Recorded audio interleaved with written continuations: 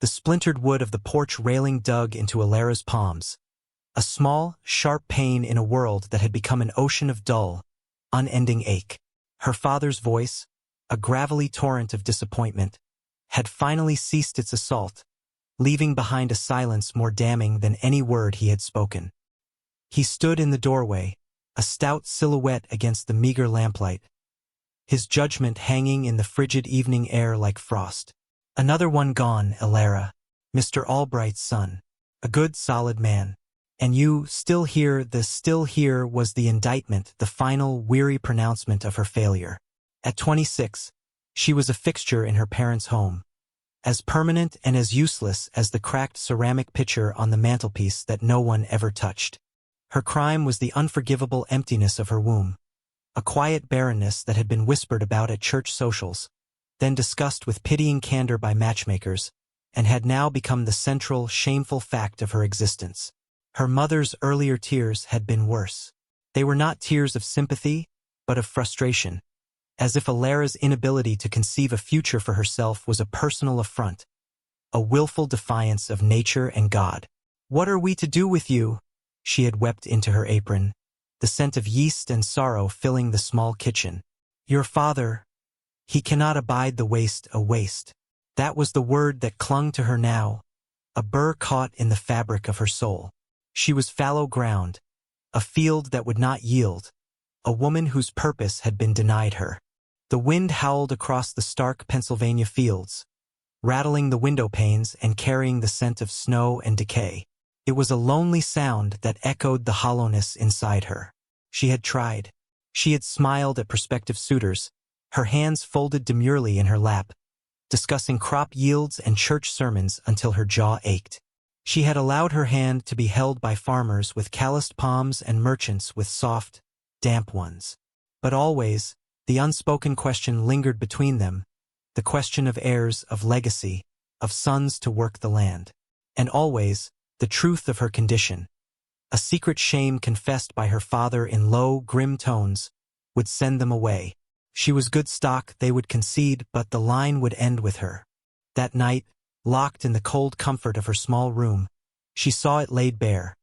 A future of withering under her parents' resentful care, of becoming the town spinster, an object of pity and quiet scorn. A life of being still here it was then, in the deepest recess of her despair, that a sliver of defiance ignited. She would not be a waste. She would not simply endure. Her gaze fell upon a discarded copy of the Matrimonial Messenger, its pages filled with the stark, hopeful pleas of men in the West seeking wives. Her father called it a catalogue for desperates and fools. For Alara it was a lifeline. Her fingers, trembling slightly, traced the blocky print of one advertisement, starker and more direct than the others. Widower. Montana Territory. Seeks woman of good character for housekeeping and mother to 5 children. No frills promised. Honest work and a roof provided. Yes. Blackwood 5 children. The words struck her not with fear, but with a strange, aching resonance. A house that was not empty. A life that was not barren. It was a different kind of motherhood, perhaps, a grafting onto a tree that was not her own, but it was life nonetheless. It was purpose. She did not need to offer a lineage or the promise of heirs. He was not asking for a broodmare, but for a mother. He was asking for what she had to give, care, work, a steady hand. He was asking for everything she was, and nothing she was not. With a resolve that felt foreign and terrifying, she lit a candle, its small flame pushing back the immense darkness. She dipped a pen in ink, the scratching of the nib on paper the only sound in the sleeping house. She would not write of her beauty or her dowry, for she had little of either. She would not write of her hopes for love, for such dreams had long since turned to dust. She wrote of her strength, of her skill in running a household, of her quiet nature. And in a final, damning act of severance from the life she knew, she wrote the truth. I cannot bear children of my own. She sealed the letter before doubt could poison her resolve. The hot wax a final, binding promise to a man she had never met, in a place she could not imagine. It was a leap into an abyss, but for the first time in years, Alara felt the ground beneath her feet was not crumbling away. She was no longer waiting for a verdict. She had chosen her own. The journey west was a relentless assault on the senses, a brutal baptism into the world she had chosen. The train, a great iron beast breathing smoke and cinders, rattled her bones and filled her lungs with soot. For days, she sat pressed against the cold glass of the window, watching the familiar green hills of Pennsylvania flatten and bleed into the endless, dun-colored plains. The faces of the other passengers were a blur of weariness and restless ambition. Men seeking fortune and families seeking a scrap of earth to call their own. Alara felt utterly alone among them, a solitary figure adrift in a sea of shared purpose. She was not running toward a dream, but away from a verdict. Her plain gray dress and tightly bound hair drew few glances, and for that she was grateful. She clutched her small valise, the letter from S. Blackwood tucked safely inside, its few stark lines of acceptance a talisman against the rising tide of her fear. Your terms are acceptable. The ticket is enclosed. Be at the redemption station on the 10th of October. No warmth, no welcome. Just a transaction. It was what she had expected, what she had offered. A roof for her work. A family for her care. Nothing more. Redemption, Montana. The name itself felt like a cosmic jest. The town, when it finally emerged from the haze of dust and distance, was little more than a wound on the vast, empty landscape. A single, rutted street lined with raw lumber buildings, their false fronts leaning against a sky so immense it seemed to crush the very earth beneath it. The wind was a physical presence here, a constant, whining force that sculpted the dust into shifting dunes and tore at her shawl with invisible claws. This was not a place of gentle seasons. It was a land of absolutes, of harsh sun and brutal cold. As she stepped from the train onto the splintered platform, the sheer scale of the emptiness pressed in on her.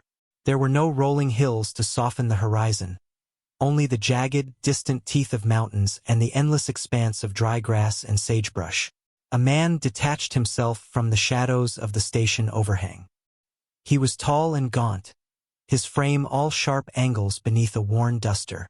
His face, shadowed by the brim of a stained hat, was a topography of hardship, etched with lines of sun and sorrow. He did not smile. He simply watched her approach, his eyes a startlingly pale gray, like a winter sky. They held no warmth, only a profound, bottomless weariness. "Miss Lowell." His voice was low and rough, the sound of stones grinding together. Alara managed a nod, her own voice trapped in her throat. This was Silas Blackwood, the haunted cowboy.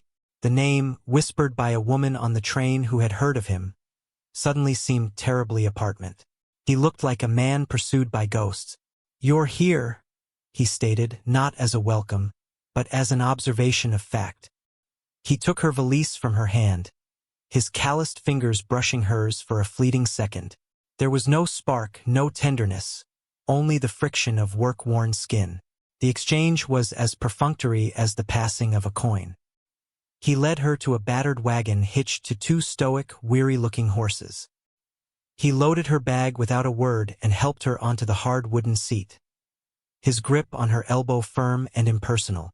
The silence stretched between them, thick and uncomfortable, as he clicked the reins and the wagon lurched into motion, leaving the small outpost of redemption behind.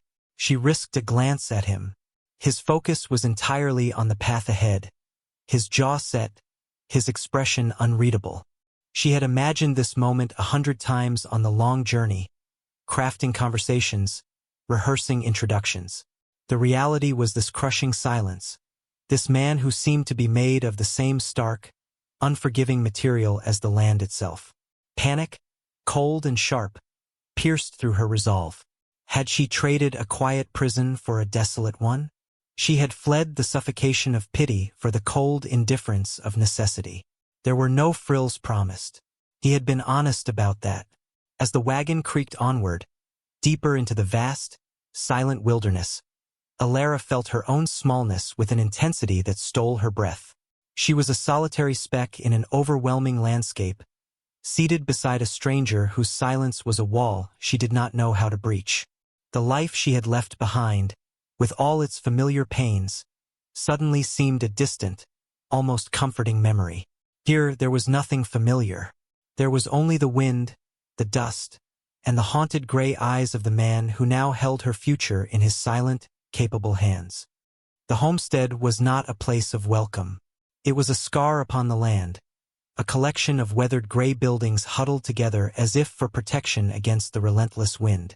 The main house, a two-story structure of unpainted clapboard, looked brittle and tired, its windows like vacant eyes staring out at the unforgiving expanse. A larger barn stood nearby, its roof patched in several places, and a few smaller outbuildings listed at weary angles. There was no garden, no sign of the gentle touch that softens a place into a home. There was only utility, survival, and the profound, aching silence of absence. As Silas pulled the wagon to a halt, the front door of the house creaked open. 5 small figures emerged, lining up on the porch like a row of frightened sparrows. They did not run to greet their father. They simply stood and watched, their faces pale and serious, their eyes wide with a mixture of suspicion and curiosity. Alara's heart constricted. 5 of them, from the tall, gangly boy of about 12, his arms crossed in a posture of defiant appraisal, to the tiny girl of no more than 4, who hid behind her brother's legs, peeking out at the stranger. In their stillness, in their watchful silence, she felt the weight of their loss, a palpable presence that saturated the very air of this place. Silas swung down from the wagon, his movements economical and devoid of emotion. "This is Miss Lowell," he announced to the children, his voice flat. "She'll be keeping the house." He did not introduce them to her, as if their individual names were a detail of no importance. He unloaded her valise and carried it toward the porch, the children parting before him like reeds in a current. Alara slid down from the wagon seat, her legs unsteady. She smoothed her dress, a useless gesture against the dust and the 5 pairs of scrutinizing eyes. She tried to offer them a smile, but it felt like a brittle mask on her face. The oldest boy, whose gaze was a near-perfect replica of his father's stormy gray, narrowed his eyes at her. The 2 middle children, a boy and a girl of about 8 and 10, huddled closer together, their expressions blank. A younger boy, perhaps 6, chewed nervously on his knuckle. Only the smallest girl, with a tangle of dark hair, showed a flicker of anything other than distrust, her head cocked in simple, childish inquiry. Silas pushed open the door and gestured for her to enter. The inside of the house was as stark as the outside. The main room was clean but threadbare, furnished with a long trestle table, a few mismatched chairs, and a stone fireplace that was swept but cold. Everything was scrubbed and orderly, yet it felt hollow, as if the soul of the home had been scoured away along with the dirt. The air smelled of wood smoke, old sorrows and dust. "Your room is upstairs. To the left," Silas said, setting her bag at the bottom of a steep, narrow staircase. "The children will show you what needs doing," and with that, he turned and left, the door closing behind him with a quiet finality. He was gone to the barn, to the world of work that was his refuge. Alara was left alone in the echoing silence, the 5 children her silent, watchful jury. The oldest boy finally spoke, his voice sharp with a resentment that was years older than he was. "Supper is at sundown. Pa expects it." He did not offer his name, nor ask for hers. He stated a fact, a rule of this small, bleak kingdom. Then he herded the younger ones away into another room, leaving Alara standing in the middle of the floor, her valise at her feet. The overwhelming reality of her situation crashed down upon her. She was not just a housekeeper. She was an intruder, an interloper in a fortress of grief. These children did not want a replacement for their mother. This house did not want a new mistress. Every bare wall, every scrubbed floorboard seemed to cry out with the memory of the woman who had come before. Alara felt the familiar, cold tendrils of inadequacy creep around her heart. What had she been thinking? She, who had never held a child, who had been deemed unfit for motherhood, was now charged with the care of 5 who were already broken. The task seemed not just difficult but sacrilegious. She took a deep breath, the air thin and cold. She could stand here and drown in the silence, or she could begin. She chose to begin. Slowly, deliberately, she picked up her valise and walked toward the stairs, her footsteps loud in the empty house. Each step was an act of will, a refusal to be cowed by the ghosts of this place, or by the living, watchful eyes that followed her every move. The first weeks were a blur of relentless, solitary labor, a rhythm set by the rising and setting of a sun that seemed to offer little warmth. Elara rose in the pre-dawn chill, the floorboards cold beneath her bare feet, and did not stop until long after the children were asleep and the last ember in the hearth had died. She moved through the house like a ghost of her own, a silent engine of domesticity. She baked bread, the scent of it a foreign warmth in the sterile air. She mended clothing, her needle darting in and out of fabric worn thin with use. She scrubbed floors until her knuckles were raw, battling the persistent red dust that seeped through every crack and crevice. She waged a quiet war against the cold and the emptiness, armed with a broom and a bar of lye soap. The children remained a constellation of wary planets orbiting a sun they refused to acknowledge. The eldest, Jacob, was her shadow and her critic. He watched her measure flour, his arms crossed, a silent judgment in his posture.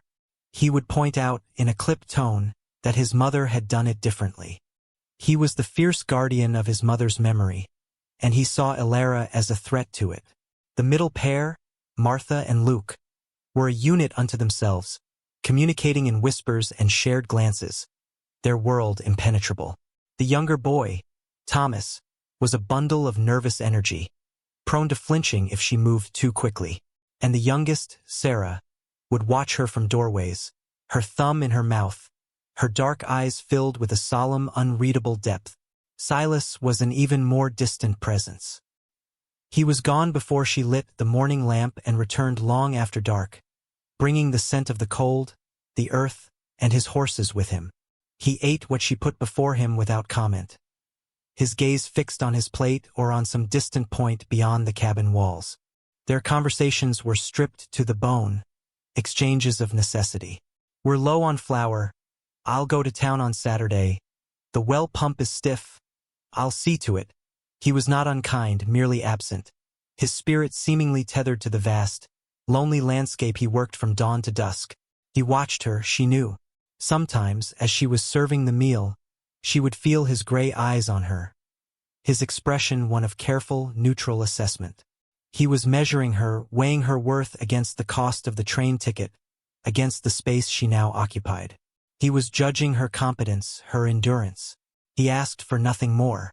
Elara learned to find solace in the work itself.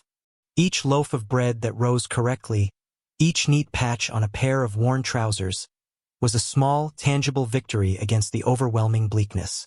She was not trying to replace the woman they had lost. She knew that was an impossible, foolish ambition. She was simply trying to hold the fragile vessel of this family together, to stop it from shattering completely. She did not force conversation or affection upon the children. She simply existed, a constant, steady presence. She made sure their food was hot, their clothes were clean, and there was always wood for the fire. Her care was in her actions, a language she hoped they might one day understand. A small breakthrough came on a bitterly cold evening 3 weeks after her arrival. Sarah, the youngest, had a racking cough that kept her, and the rest of the house, awake.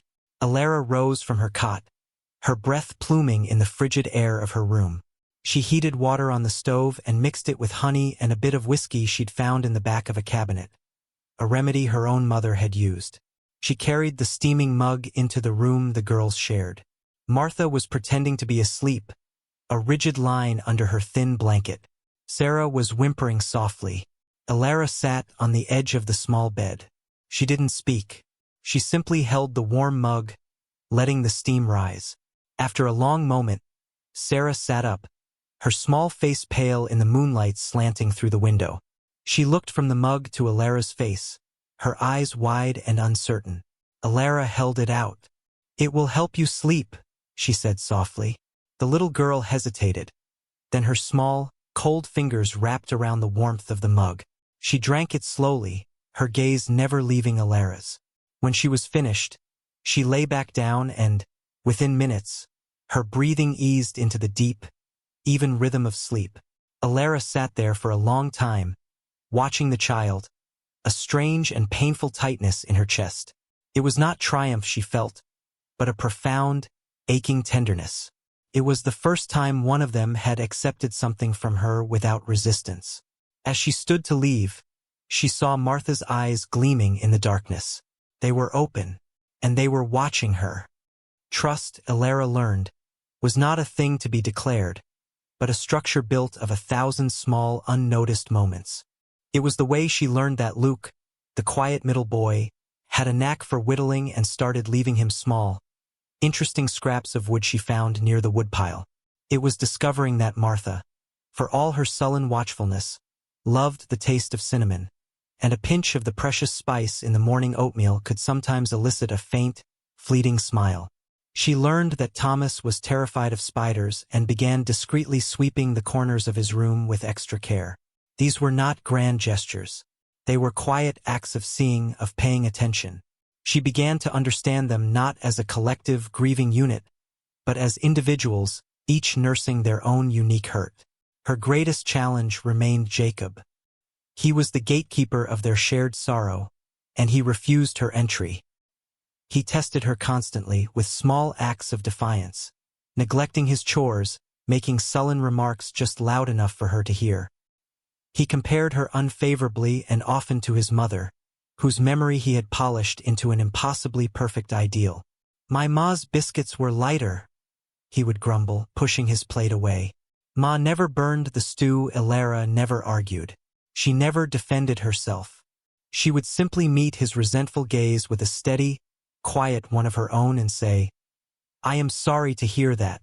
I will try to do better." Her refusal to engage in his battles seemed to confuse him more than any anger would have. She was an immovable object, a calm persistence he could not provoke. One afternoon, a sudden, violent downpour swept across the plains. Alara was bringing in laundry from the line when she saw Thomas, who had been tasked with watching the chickens, huddled under the leaky porch roof, crying in terror as thunder cracked overhead. One of the hens had gotten out of the pen and was fluttering in a panic in the rising mud. Without a second thought, Alara ran into the deluge. The rain plastered her hair to her face and soaked her dress in seconds, the cold mud sucking at her shoes. She cornered the frantic bird, her movements calm and deliberate, and tucked it under her arm. She carried it back to the pen, secured the latch, and then went to Thomas. She knelt before him, ignoring the water streaming down her face. "It's all right," she said, her voice gentle. "The chicken is safe." "You are safe." Jacob appeared in the doorway, drawn by the commotion. He stood there, watching, his expression unreadable, as Alara led his shaking younger brother inside, wrapped him in a dry blanket, and sat him by the fire, her own clothes dripping a puddle onto the floor. She did not mention the incident at supper. She did not scold Thomas or complain about her ruined dress. Later that evening, as she was darning a sock by the fading light, Jacob approached the fireplace. He placed a few more logs on the grate, his movements stiff and awkward. "The fire was dying down," he mumbled, not looking at her. It was the first time he had done anything for her that was not a direct order from his father. It was a small thing, a handful of logs. But in the quiet, fragile ecosystem of the Blackwood homestead, it felt as momentous as the turning of a season. Silas noticed. He said nothing, but his observation was constant. He saw the subtle shifts in his children's demeanors. He saw the way Sarah now sometimes trailed after Alara, a small, silent satellite. He saw the way Luke would show Alara his latest whittled creation, a crooked little bird or a lopsided horse. He would come home from the fields to find the house warmer, the air filled with the scent of baking or a simmering soup. One evening, he found a neatly mended tear in the sleeve of his work coat, the stitches small and even. He ran his thumb over the patch, a flicker of something unreadable in his gray eyes. That night, after the children were asleep, Alara came downstairs for a drink of water to find him sitting at the table, oiling a piece of tack by lamplight. "The mending," he said, his voice quiet in the still house. "It's good work. It needed doing." she replied, her own voice barely a whisper. He looked up at her then, a long, steady look. "Thank you," he said.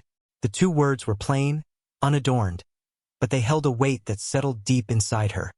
A quiet acknowledgement that she was more than just a pair of hired hands. She was, perhaps, becoming a part of the place. The trip to redemption was a necessary evil, a journey into a world that judged them with every sideways glance and hushed whisper. As their wagon rattled down the town's main street, Elara could feel the curtains in the windows twitching, the conversations on the boardwalk faltering as they passed. The people of Redemption saw Silas Blackwood not as a hard-working man struggling to raise his family, but as a figure of grim tragedy. They called him haunted, cursed by the loss of his wife in childbirth with their fifth child, a sorrow so profound it had seemingly scoured all the softness from him. They looked at his children with pity, seeing them as half-wild orphans, and they looked at Elara with a sharp, calculating suspicion. She was the outsider, the mail-order housekeeper, a woman who had come to take a dead woman's place. In their eyes, her presence was a strange and unsettling transgression. Jacob and Martha had come with them for the supplies, their faces set in stony masks of indifference, a defense against the stares they knew would come. Inside the general store, the air grew thick with unspoken sentiment. Mrs. Gable, the proprietor's wife and the town's primary purveyor of gossip, greeted Silas with a cloying sympathy that was sharper than any insult. "Mr. Blackwood," she said, her voice dripping with pity. "And the children. Such a burden for you to bear alone." Her eyes, small and bright as a bird's, flicked to Elara, dismissing her entirely before landing back on Silas. "Though I see you found help." The word help was laced with insinuation, implying Elara was somewhere between a servant and a sinner. Silas ignored her, his voice flat as he read from his list. "Flour, salt, coffee." Elara moved away, her cheeks burning, pretending to inspect a bolt of calico. She could feel Mrs. Gable's gaze on her back, could hear the whispers that started as soon as another woman entered the store. She caught snippets on the air. "Barren, they say," and "taking on another woman's brood, can you imagine?" and "he hasn't smiled since Mary died." Each word was a small, sharp stone hurled at her. The shame she thought she had left behind in Pennsylvania had followed her here, twisting into a new and ugly shape. It was one thing to be shamed for her own perceived failings. It was another to be judged for trying to mend a broken family. A cold fury, unfamiliar and potent, began to smolder within her. She turned from the fabric, her spine straight, and met Mrs. Gable's curious, malicious stare without flinching. Her expression was neutral, her hands folded calmly before her, but her eyes held a new, quiet fire. She would not let this woman, or this town, diminish what she was building. She would not let them tarnish the hard-won trust of these children with their petty, cruel assumptions. Silas, finished with his list, was counting out coins onto the counter. He saw the exchange, the silent battle of wills between the two women. He saw the rigid set of Elara's shoulders, the defiant tilt of her chin, and the way Mrs. Gable eventually looked away, flustered by the unblinking steadiness of Elara's gaze. He said nothing, but as they left the store and loaded their supplies into the wagon, his movements seemed different. There was a new awareness in the way he stood beside her, a subtle alignment. He was no longer just her employer. They were allies, outsiders together against the rest of the world.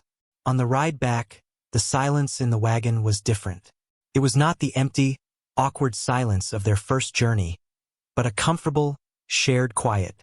As the sun began to dip below the horizon, painting the vast sky in brutal strokes of orange and purple, Jacob spoke from the back of the wagon, his voice directed at the landscape but intended for her. "Ma always said the sunsets were God's way of promising to try again tomorrow."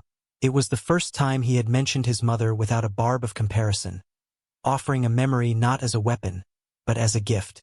Elara's throat tightened. She looked at the fierce, beautiful, and unforgiving sky. "She was right," she said softly. "It is beautiful beside her." Silas shifted on the wagon seat, the movement almost imperceptible. He did not look at her, but she felt his presence as a solid, reassuring warmth against the encroaching chill of the evening. They were still a long way from home, but for the first time Alara felt as if she were truly heading there. The sky had been a strange, bruised yellow all day, and the wind, which was a constant companion on the prairie, had taken on a new and menacing voice. It was not the familiar, steady whine, but a series of violent, shrieking gusts that rattled the window frames and sent dust devils dancing across the barren fields. Silas came in from the barn midday, an unusual occurrence, his face grim. The lines around his eyes were etched deeper than usual. "Blizzard's coming," he said, his voice stripped of all but the essential information. "A bad one. The air smells of it." There was no panic in his tone, only a deep, weary certainty. He had seen this before. He knew the enemy. The announcement fell into the quiet house like a stone, sending ripples of fear through the children. Martha's face went pale, and Thomas began to chew on his sleeve, his eyes wide and frightened. A blizzard on the plains was not a gentle blanketing of snow. It was a white monster, a roaring, blinding force that could swallow a man whole just steps from his own front door. It could freeze livestock in their tracks and tear a roof from its rafters. It was a siege. Immediately, the homestead transformed into a bastion preparing for an attack. A frantic, controlled energy replaced the usual quiet rhythm of their days. Silas issued commands, his voice sharp and clear, a general deploying his troops. "Jacob, you're with me. We need to reinforce the barn door and get the livestock inside. All of them. Luke, bring in every scrap of firewood you can find. Stack it by the hearth. Martha, you and Miss Lowell draw as much water as you can. Fill the barrels, every bucket, every pot for the first time." He called her Miss Lowell in front of the children not as a formal title, but as a designation of command, her place in the hierarchy of their survival now clearly defined. Alara felt a surge of adrenaline that burned away her own fear. There was no time for it. She worked alongside Martha, their movements synchronized and efficient. They hauled bucket after bucket of icy water from the well, the wind tearing at their skirts and trying to rip the heavy pails from their grasp. Her muscles screamed in protest, and her hands grew numb with cold, but she didn't slow. She saw the fear in Martha's eyes and gave her a quick, reassuring nod. "We are strong enough for this," she said, and the girl seemed to draw strength from her certainty. Inside, the house was a flurry of preparation. She checked the seals on the windows, stuffing rags into any cracks she could find. She gathered all the blankets and quilts, piling them in the main room. She prepared food that wouldn't require much cooking, hardtack, dried meat, anything that could be eaten cold if the fire failed. She was no longer just a housekeeper. She was a quartermaster, a protector. She saw the terror simmering just beneath the surface in the younger children and knew her own calm was their only anchor. She had to be their strength. As the sky darkened prematurely, the first flakes of snow began to fall, not gently, but driven horizontally by the gale. The temperature plummeted. Silas and Jacob stumbled back inside, their faces red and raw from the wind, their coats covered in a fine layer of ice. "It's done," Silas breathed, his voice hoarse. "They're as safe as I can make them." He looked around the main room, his gaze taking in the stacked firewood, the full water barrels, the piles of blankets. He looked at Alara, who was checking the latch on the front door one last time. He gave a single, curt nod. It was a gesture of approval, of trust. Said, "You knew what to do." The siege had begun. The family gathered in the main room, the only room they would heat. The wind was a living thing now, a shrieking banshee clawing at the walls of the house, seeking entry. Snow began to pile in deep drifts against the windows, plunging the room into a strange, premature twilight. The world outside their small cabin had ceased to exist.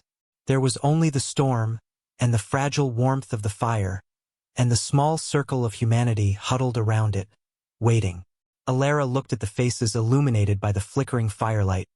Silas, grim and watchful. Jacob, trying to mimic his father's stoicism. Martha and Luke, huddled together.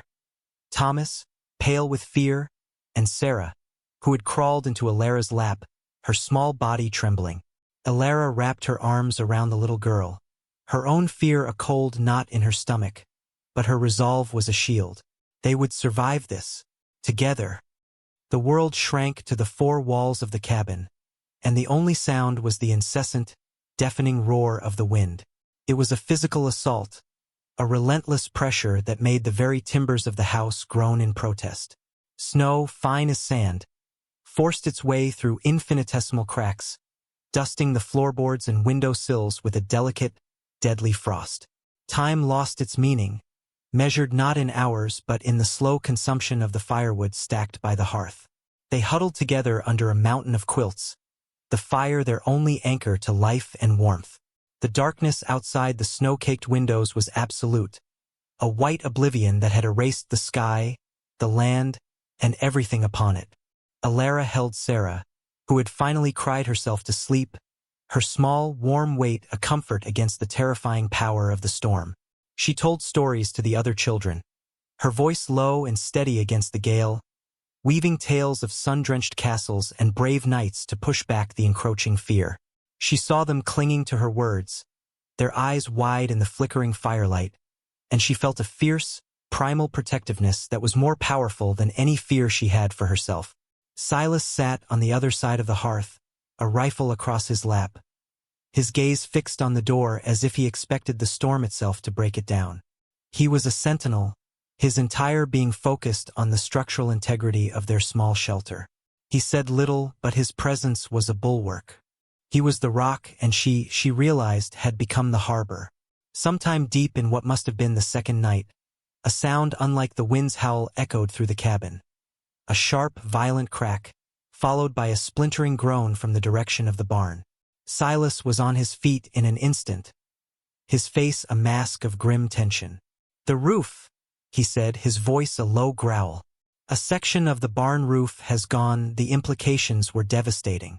The livestock, their only true wealth, their key to surviving the coming year, were now exposed to the full, killing fury of the blizzard.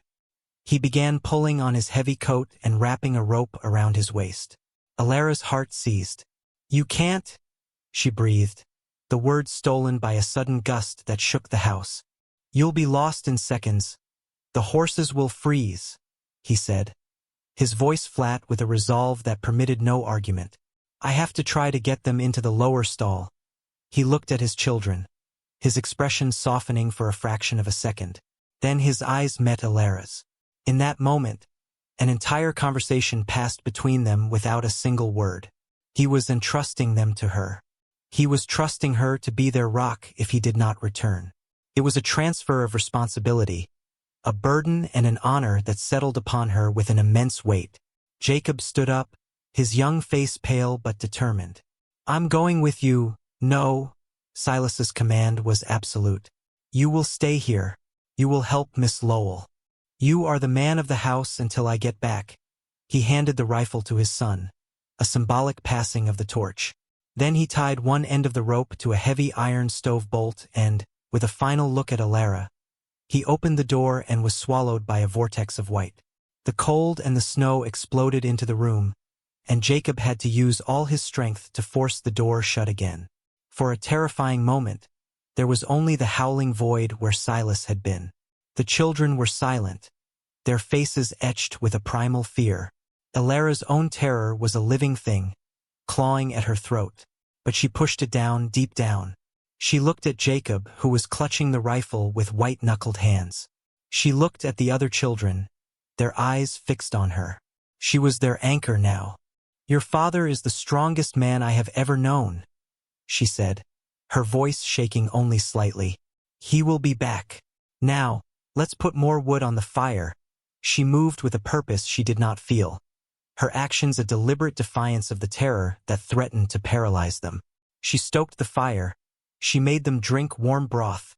She held their hands.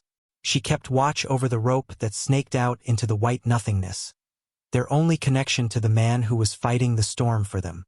It was in those agonizing hours, listening to the roar of the blizzard and the frantic beating of her own heart, that the last vestiges of her old self fell away. She was not the barren, useless woman from Pennsylvania. She was not the timid housekeeper. She was the guardian of 5 children. She was the keeper of the flame. And as she prayed with a fervor she hadn't felt in years for the safety of the stubborn, silent man outside, she finally understood. This was not a house of ghosts. It was a house of survivors. And it was her home. The storm broke as suddenly as it had begun. The wind did not die down slowly. It simply ceased, leaving behind a silence that was as profound and unsettling as its previous roar. A pale, watery sunlight filtered through the snow-caked windows, illuminating a world transformed, buried under a deep, pristine blanket of white. The rope leading from the stove bolt was taut. He had made it back. The door was drifted over, and it took the combined strength of Alara and Jacob to shove it open enough to create a gap. Silas was there, slumped against the outer wall, his clothes and beard caked in ice, his face a ghostly white from exhaustion and cold. He was alive. The relief that washed over Alara was so intense it left her weak. They helped him inside, his body stiff and nearly frozen. The children swarmed him, their fear finally giving way to tears of relief, clinging to his legs. He endured their affections for a moment before gently pushing them away, his gaze finding Alara's. "The horses," he rasped, his voice raw. "They're safe. The milk cow lost her." The words were a flat report of his losses and victories. He had saved what he could. Alara helped him out of his frozen coat and sat him by the fire, pressing a mug of hot coffee into his trembling hands. The skin of his fingers was waxy and pale, and she began to chafe them gently between her own, trying to bring life back into them. It was an intimate, unconscious gesture, born of pure necessity. He watched her, his gray eyes clouded with exhaustion, but for the first time, she saw a flicker of raw vulnerability in them. The storm had stripped away his stoic armor, leaving the weary, grieving man beneath. Later that day, after the children were occupied with digging tunnels in the snowdrifts, a task that felt more like a celebration of survival than a chore, they stood together surveying the damage. A large section of the barn roof had been torn away, leaving a gaping wound open to the sky. The landscape was a vast, glittering expanse of white, beautiful and deadly. The silence was absolute. They stood for a long time without speaking, two small figures in an immense, white world. "Mary, my wife," Silas began, his voice still rough, his gaze fixed on the distant mountains. She was terrified of the wind. She said it sounded like loneliness. It was the first time he had ever spoken her name to Alara. The word hung in the crystalline air between them, an offering, a piece of his guarded heart laid bare. "She would have been proud of the children," Alara said softly, "of how brave they were." He turned his head then and looked at her, truly looked at her. The weariness was still in his eyes, but it was joined by something else, something deeper. "She would have been proud of you," he said. "I am proud of you." The words, simple and direct, landed in her soul with the force of a revelation. No one had ever said they were proud of her. She had been a disappointment, a burden, a problem to be solved. To this man, this silent, haunted man, she was a source of pride. The shame she had carried for so long, the deep, internal bruise of being barren, seemed to dissolve in the cold, clean air. It no longer mattered. Her worth was not measured by the fruit of her womb, but by the strength of her hands, the steadiness of her heart, and the courage she had found in the midst of the storm. She had mothered his children through their terror. She had kept the heart of their home beating while he fought the monster outside. She had earned her place here not as a housekeeper or a substitute, but as a partner. She simply nodded, unable to speak past the lump in her throat. He reached out, his raw, calloused hand covering hers for just a moment. The touch was brief, almost hesitant, but it was a promise. It was the foundation of a new structure, built on a bedrock of shared hardship and mutual respect.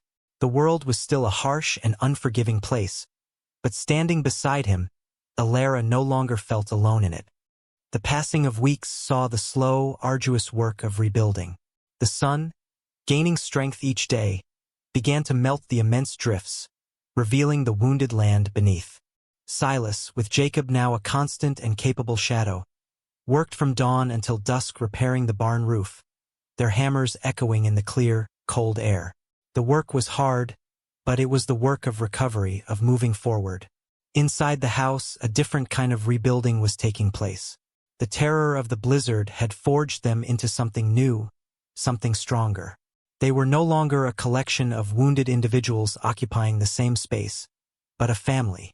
Laughter, a sound Alara had never heard in this house, began to bubble up at unexpected moments.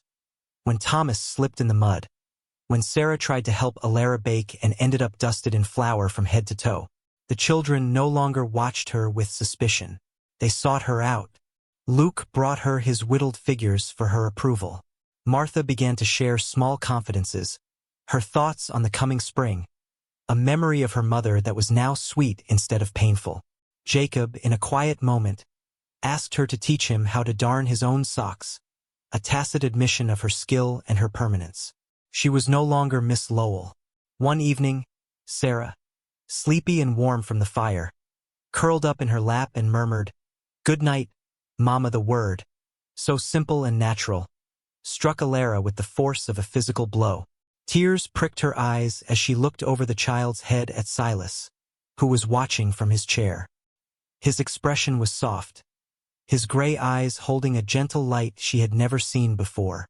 He gave a slight, almost imperceptible nod, a look of profound gratitude and acceptance. In that shared glance, her old identity, the barren woman from a life ago, gave its last dying breath. She was Mama. Her relationship with Silas had settled into a rhythm of quiet partnership, an intricate dance of unspoken understanding. Words were still sparse between them, but they were no longer necessary. They communicated in shared glances across the supper table, in the way he would leave a bucket of fresh, clean water for her just inside the door, in the way she made sure his coffee was always hot when he came in from the cold. One evening, as she sat mending by the fire, he laid a small, intricately carved wooden bird on the table beside her.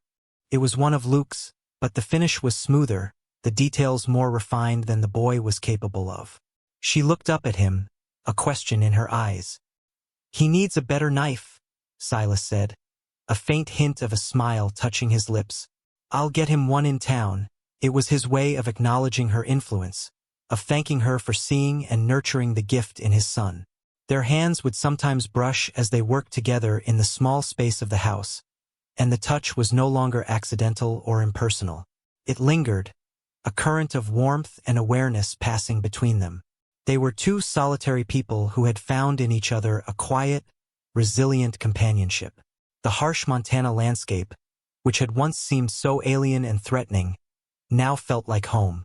Alara saw not its emptiness, but its endurance. She saw beauty in the stubborn wildflowers that pushed their way through the hard-packed earth and in the vast, star-dusted canopy of the night sky. The land was like them, scarred, weathered, but unbreakably strong. One evening, as the last rays of the sun set the western sky ablaze, the entire family stood on the porch, watching the spectacle. The air was cool and clean, carrying the scent of damp earth and new beginnings.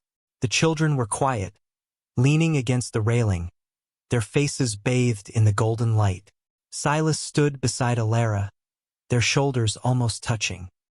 He didn't speak, but he reached over and gently took her hand in his large, work-roughened palm completely enveloping her own. It was not a gesture of passion, but of permanence. It was a silent acknowledgement of all they had endured and all they had become. Alara looked at the 5 children, at the stoic, good man beside her, at the rugged homestead that had been forged into a home by shared work and quiet care. She was not a waste. She was not fallow ground. She had been planted in the hardest soil under the harshest sky, and she had bloomed.